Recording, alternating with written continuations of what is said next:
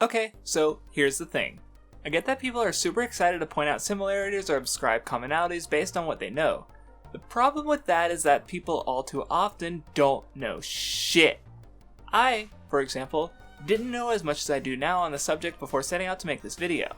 Looking for patterns is good and all, but like all too many examples of hyperfixating on specific works without looking to the parts that relate to them, as an unfortunate consequence of those other parts not being nearly as known or popular by commentators. So instead, you get all this tunnel vision happening. Sailor Moon transforms and fights, and is a magical girl. Therefore, Ryuko and Cutie Honey, who also transform and fight, must also be magical girls. But while this is a common take in English-speaking communities, in researching for this video, I didn't really see any matching takes from either Trigger's staff or Sugawa Akiko, who wrote a nice primer on the evolution of magical girl shows and a 300-page research paper that I will be referencing heavily. Representations of Girls in Japanese Magical TV Animation Programs from 1966 to 2003, and Japanese female audiences' understanding of them. It was a great read and I'd highly recommend it if you have the time, but if not, I will be including page numbers as I reference parts of the paper throughout the video. But what I want to point out here is that we have two writings on the history of magical girls from an expert Japanese perspective, and Kill LOL and Cutie Honey never came up in the context of magical girl shows, either past or in present, which I think is rather strange. I'm not going to be establishing any sort of absolute or concrete definitions on what a magical girl is here. What I aim to observe through pointing this out is simply that Western audiences who grew up on Sailor Moon and came to learn of Cutie Honey and Kill LOL as they got older tend to create an association that is not common on the Japanese side of things, which I believe very much has to do with the kind of media one might be exposed to both growing up and as an adult in Japan.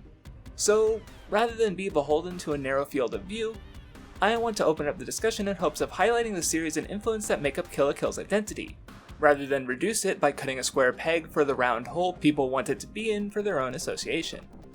So, starting off with Kill LOL, in The Road to Premiere interviews published on Famitsu and translated by Crunchyroll, Nakashima Kazuki, Kill LOL's scriptwriter, observed several influences in the production of the series, explaining, "We added elements to Kill LOL from my favorite school resistance themed shonen manga and 1970s Toei Pinky violence, a genre of sexed-up bad girl films.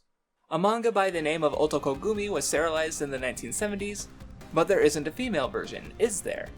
It was from that line of thinking that the idea of two heroines in a rival relationship fight each other while wearing uniforms was born." Imaishi Hiroyuki then added that he interpreted the idea of a female Otoko Gumi as a combination of Fist of the North Star and Delinquent Detective, aka Sukeban Deka. Otoko Gumi isn't available in English, so I can't say much there, but Fist of the North Star's fingerprints show up in the setting, where tyranny reigns over a less than united Japan. Sukeban Deka and Pink Violence films also have some very clear textual links.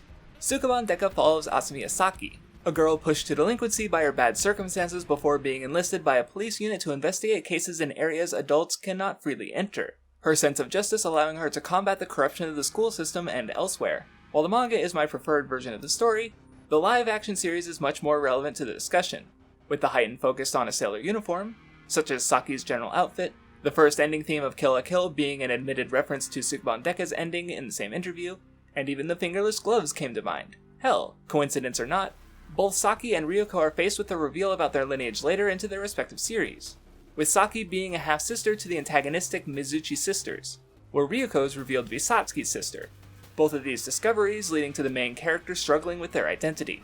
Sukeban Deka's position as a work focusing on a delinquent girl also makes it easy to associate with the Terrifying Girls high school series of films, being works in the pink violence genre that came out at very much around the same time as the original Sukeban Deka manga in the early 70s.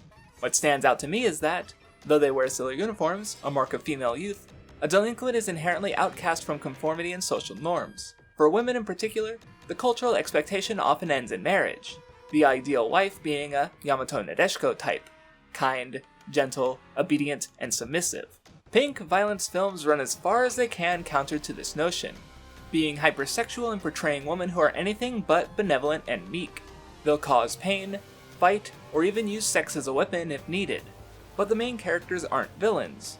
Offbeat and anti-authority as they might be, they reject society for it has rejected them, entrapping them with expectations that crush out their identities in exchange for those in power affirming that power. Taking a stance of being critical to authority from the perspective of a woman outcast by systems with a history for patriarchy through the symbol of the sailor uniform, Kill LOL synthesizes Saki's sense of justice in Ryuko while not shying away from the sexual themes of pink violence films, all in all coming together to form much of the DNA of Kill la Kill. There is one other big franchise that has its fingerprints on Kill la Kill, but it's not quite as an influence in the same way, which is why I don't think it came up in any interviews that I could find. After all, I didn't just mention Cutie Honey earlier because people call it a magical girl show where I don't think it is one.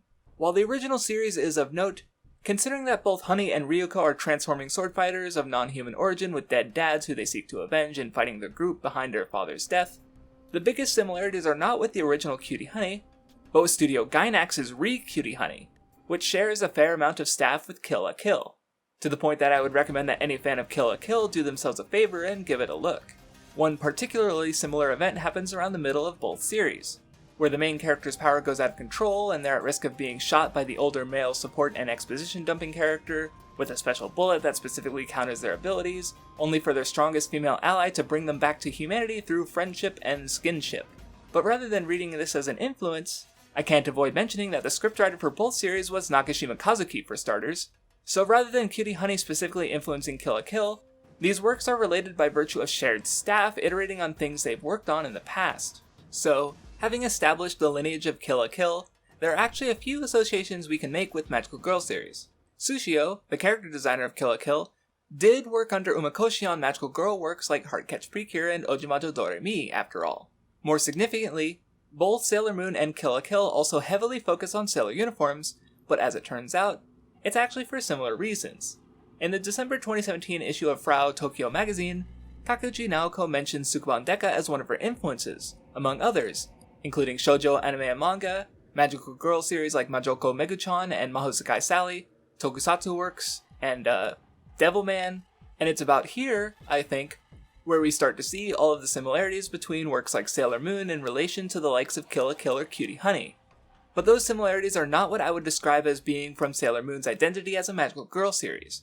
To wind back the clock, let's look at the landscape of magical girl series from before the 90s when Sailor Moon entered the picture. Just as often titled Mahosekai or Majoko, these types of series tended to focus on witches from another world interacting with humans as a sort of other who brings novelty and wonder in the form of magic, codified by Sugawa as Sally-type magical girls. The alternative was series like Himitsu no Ako-chan or Creamy Mami, where a normal girl is granted powers through a magical object, described as Ako-type magical girls. Here we see transformations show up, something lots of Western commentators associate with the genre, even though at this point it's rather different from what we would come to see in shows like Sailor Moon and Precure, and it's much less present, if not absent, in many of the older Sally-type series, differentiating the two in a way and establishing that transformations aren't a key signifier in defining a magical girl series. Through the kind of magical girl transformation we do see in these older works, the characters can actualize themselves and explore potential personas through the forms they take. Sailor Moon actually does draw on this kind of transformation in a way different from the more iconic morph from Usagi to Sailor Moon. With her magic pen she uses early on in the series to be able to shift into various professions as a form of disguise, much like in Himitsu no Ako-chan or Miki Momo. But while Sailor Moon draws on this lineage of magical girl series, it also does something much less common in the genre up to this point through having her transform to fight evil. It's here where we start to see how Sailor Moon did come to change magical girls forever.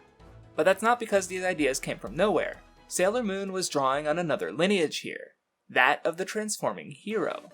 Takeuchi Naoko, as mentioned earlier, had a professed obsession with tokusatsu, a type of show that's almost synonymous with the transforming hero. For decades before Sailor Moon, the transforming hero had been a mainstay in child-targeted pop culture. Moonlight Mask, Ultraman, Kamen Rider, Super Sentai. In anime and manga properties you have the works of Tatsunoko Productions like Gatchaman, or shows by other studios like, well, Cutie Honey. Considering Go Nagai's mangography of hero and mecha shows, Cutie Honey isn't some weird outlier in being the only magical girl thing he did, because it's not and never really has been a magical girl series. Looking at his other works, between mecha series like Kotetsu Jig and Mazinger, or transforming heroes like Devilman, and more ecchi comedy series like the one that basically codified the modern erotic manga, Haruren Shigakuen, which has a pretty interesting controversy and history all its own. Cutie Honey, in a stark contrast to how most magical girl series at the time handled both violence and sexuality, feels much less like a magical girl series and more like a transforming hero series mixed with sexual ecchi comedy, which is much more in line with what Go Nagai was doing at the time. Cutie Honey fights criminals in an episodic fashion, killing them with brute force. Aside from her being a female protagonist, In transforming into different disguises and gaining different powers, we find the only notable similarity to any magical girl works. Some years after Himitsu no Ako-chan had introduced the transformation element, and well before you would start to see the transforming hero lineage be absorbed into magical girls in the 90s. Firstly, we have the Toei Fushigi comedy series, which includes several tokusatsu series with female protagonists. The Mahou Shoujo Chukana series are evocative of many of the anime magical girl shows that came before, Pai Pai and Ipanoa being Sally-type witch girls from another world, the Chinese aesthetic used to highlight their otherness. Bishoujo Kamen Poitrine was more of a transforming hero show, with her fighting villains each episode, but it's really in 1991 when Sailor Moon began that the two genres were synthesized in a way that would go on to affect magical girl series significantly. Not by being a transforming hero show with a female protagonist like Cutie Honey, but by taking what was common in transforming hero shows and morphing it into something more befitting to a magical girl. What separates transforming heroes from more typical Western heroes is, of course, the transformation. While there are plenty like Iron Man or Hulk who transform and gain power for their change, just as, if not more, commonly you have the likes of Superman who simply transforms by quickly donning a new outfit, even though their powers don't depend on that costume whatsoever. There's a pretty big gap between these Western examples who use costume as a disguise, and the Japanese transforming hero which almost entirely have their powers and abilities tied to the transformation. Magical girl transformations before Sailor Moon, as mentioned, are more focused on self-actualization through exploration of potential selves, used in a playful or comedic way. But while Sailor Moon, as a hero, still obtains a form of power through transformation, the transformation itself is not focused on strength, but instead cuteness and beauty, which maintains the magical girl roots of transformation as actualization of self-expression while being in line with the transforming heroes who fight and defeat evil in gaining strength through that transformation.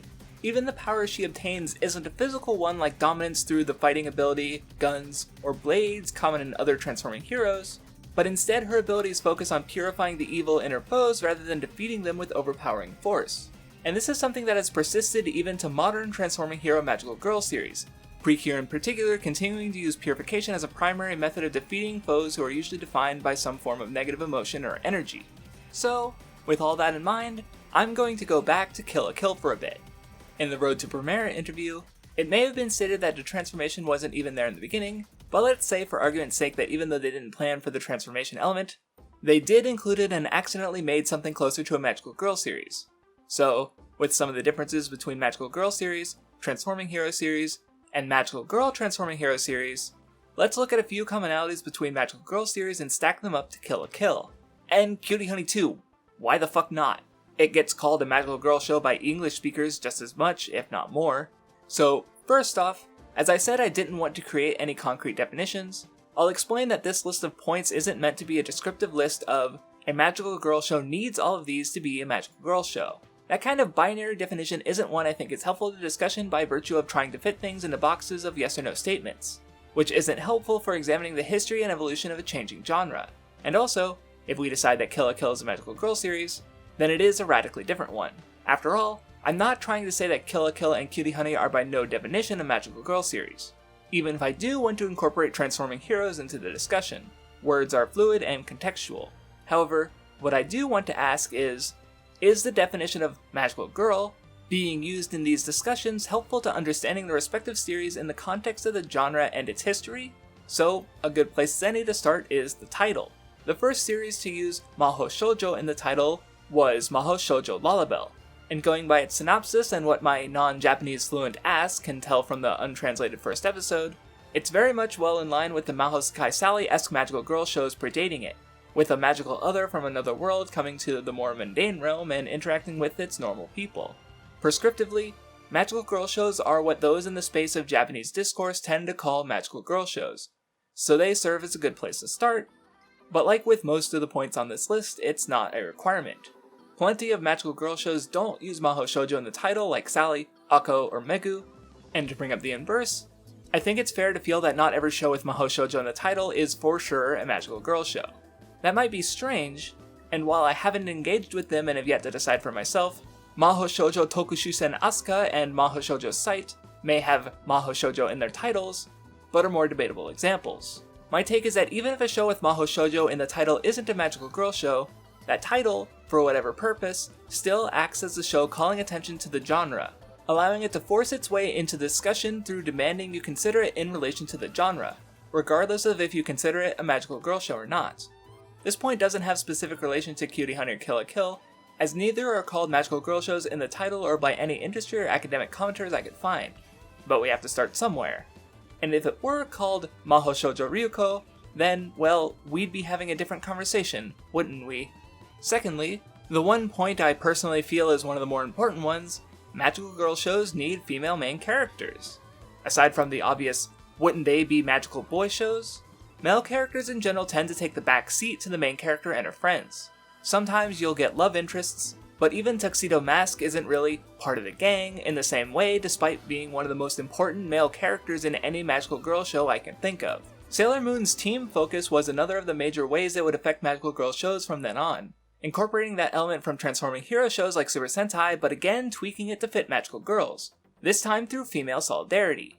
For comparison purposes, Cutie Honey doesn't fit this topic as Honey is the only hero in her series, but here we see another major difference between Kill lilL and magical girl shows where it's closer to the things Sailor Moon and the like is taking influence from, compared to the series themselves.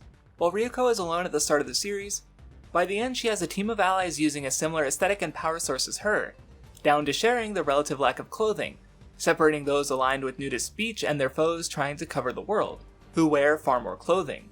Unlike the Sailor Senshi, Ryuko fights along men with different color coding and styles in their mishmash team. Even the three lights in the finale season may be male typically, but in their transformation as an alternate sailor team they become women, where Kill lil's gender mixed team is more in line with Super Sentai compared to magical girl examples. Another major commonality missing from Kill lilL is how magical girl series tend to address the subject of motherhood. These series often place their characters into roles of nurturing or linked to it in some fashion. For example, by having Sailor Moon purify her enemies rather than overpowering them emphasizes that protective, nurturing element.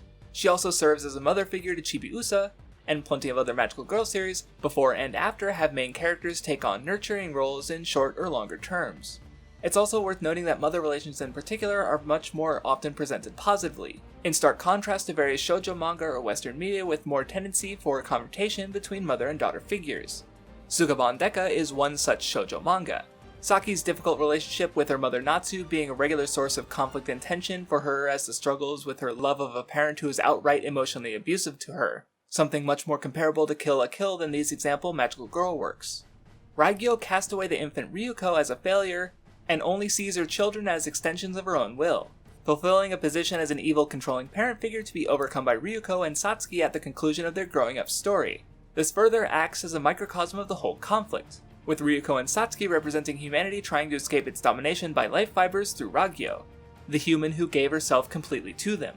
Also, as a side note, the closest mother relationship Cutie Honey has in any of the works I've seen, which excludes Cutie Honey F, the live and universe, is I guess the old lady in Cutie Honey. It's not a recurring theme with her whatsoever from the looks of things, though her dad is still a major element. One commonality of magical girls that goes back to the formations of the genre is in Magic as a Secret. Himitsu no Ako-chan and other magical girl shows garnered popularity in the 1970s and 80s, when conformity and harmony were demanded culturally. Secret transformations allowed for the fantasy of entering the taboo, engaging in exploration of the self outside of norms without having to conform in every aspect of life through the secret nature.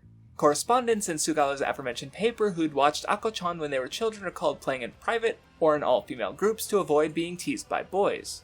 The only magical girl shows where I can recall the secret identity being unveiled is a few Precure seasons towards the end, where in contrast, while it certainly isn't uncommon in many transforming hero works, just as often it's a non-issue if the identities aren't public as is. Cutie Honey does keep a secret identity, but in Ryuko's case, keeping a secret to conform to the systems she's standing against wouldn't fit for the conflict of the series. So it's a complete non-issue. Given the importance of sexuality in both Cutie Honey and Kill lilL, it's worth mentioning how it's often handled in magical girl series.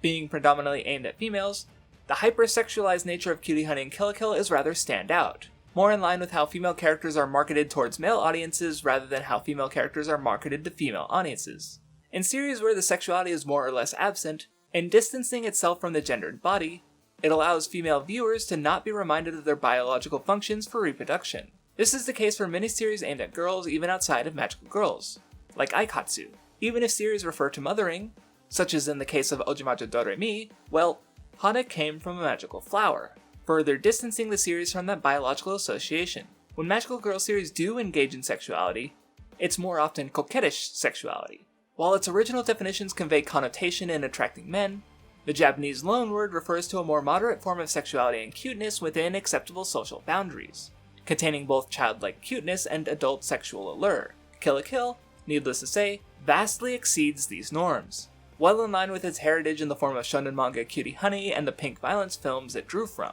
Lastly, I would like to go back to that sailor uniform connection and discuss general aesthetic. For starters, I want to bring up the whole sci-fi versus fantasy angle, specifically to differentiate textual references from aesthetic ones. Madoka, for instance, aesthetically is a fantasy series through the design and weapons of the characters in tandem with their magical abilities, but their powers are a result of the technology from a highly advanced alien race. What I want to establish is that sci-fi origins for abilities don't change a series from having a fantasy aesthetic, as magical girl series often will. This goes for the reverse as well, with series like Kamen Rider Wizard, Kyoru Sentai Zyuranger, or Maho Sentai Magi Ranger having a fantasy setting and textual explanation, but still maintain the sci-fi aesthetic of the franchise through technological costumes or giant robots. So, regardless of sci-fi or magical origin for powers, magical girl shows heavily lean on fantasy aesthetics, which Cutie Honey and, to an even greater extent, Kill LaKill do not have, sticking to their sci-fi text. But in its discussion of aesthetic, if not for the aesthetic of Kill LaKill itself, it does have Ryuko finding herself through the expression of transformation, not unlike many magical girl shows, and in that being something differentiating it from the common transforming hero work. So, with all that in mind, do you still consider Kill LaKill a magical girl work? If, before this video, or even now, your definition of magical girls is still one primarily embedded in the genre's connection to transforming hero works, then I urge you to reconsider that definition whether you feel Kill LaKill is a magical girl series or not. To give the inverse example, say instead of her moon prism power, Sailor Moon and her friends defeated their enemies who were part of a crime organization by assembling with a big gun, then after the monster died they got big, which the girls responded to by also getting big, Ultraman style, and beat the shit out of the monster again. Though they have similarities, as I'm trying to explain, there's still large differences between magical girl transforming hero shows and tokusatsu transforming hero ones. In fact, if I were to associate Kill LaKill with a major franchise outside of its directly stated influences, well before I reached Sailor Moon, I'd look to Kamen Rider. Not just because Ryuko is also a transforming hero possessed by a sense of justice to help others, but because from its origins to now, Kamen Rider is in part defined by qualities Kill LaKill also evokes. In the first Kamen Rider series, the antagonist group Shocker operates as a fascism allegory, and even having links to the Japanese government as a former Axis power. Kamen Rider was made into a cyborg by Shocker in an effort to control humans through experimentation, but resisted that authority with the power he was granted by them, challenging the powers that be with his own sense of justice. These ideas of questioning and challenging authority through powers matched by that same body evoke anti-fascist ideals through heroes not defined by their circumstances, weaponizing their nature by pointing the powers used by those on the top against them. To use a more recent example, Kamen Rider Saber has both its heroes and villains using power through imagination of stories, represented through books, while the second arc of the show has its hero Toma going against his former allies as they are beholden to the Sword of Logos that serves as their primary governing body. Toma challenging that authority and winning his then former allies over once again through a sense of justice, eventually revealing the secret evils within Logos. And that's all well in line with Kill LaKill as Ryuko challenges the fascist ruling power through the very same life fibers they use to maintain order and bind humanity. This is also something Kill LaKill shares with Cutie Honey but not the original anime and manga, as Honey and main antagonist sister Jill in Re both use the eye system which feeds into their conflict and contrast, where magical girls transforming hero shows more often have the power of the antagonists to represent opposites of the main character's abilities, rather than being from the same source like Kill LaKill or Kamen Rider. And that kind of sums it up for me, because 99% of the similarities people are saying Kill LaKill has with magical girl series are things I don't see as belonging to a magical girl work specifically. Instead, it's much closer to the transforming hero shows that many magical girl series also draw from, but without the changes that made those storytelling elements a better fit for the magical girl series that absorbed aspects of that genre into their own evolution. So, why are we forcing Kill LaKill into this label that doesn't really fit? Why is it helpful to go against the messages of Kill LaKill by divorcing it from its identity? Like Ryuko is a human augmented by life fibers, Kill LaKill is a transforming hero show akin to Cutie Honey, augmented by delinquent stories like Otokogumi and Sukaban Deka. By trying to fit it to magical girls, we then further distance ourselves from discussing what Kill LaKill adds to the transforming hero genre it spawns from. To reference Sugawa's paper one last time, while she codifies her own definition of magical girls for the purpose of the thesis, she observes that other interpretations are possible. but one so broad as girls transforming, or fighting, or having magical powers, or whatnot, are such simple descriptors that I don't feel as though they're really helpful to defining what magical girl shows are. If people are more than their clothing, then magical girls should be more than just transformation sequences and female leads with superpowers. As always, I would like to thank my patrons: Sam Bellmeyer, Offline But Not, Tan Goon, Bro Rike, Vlarbu, Doja32161, Brian Nesseth, Justice Man, and Mohammed Akeem. And thank you for watching.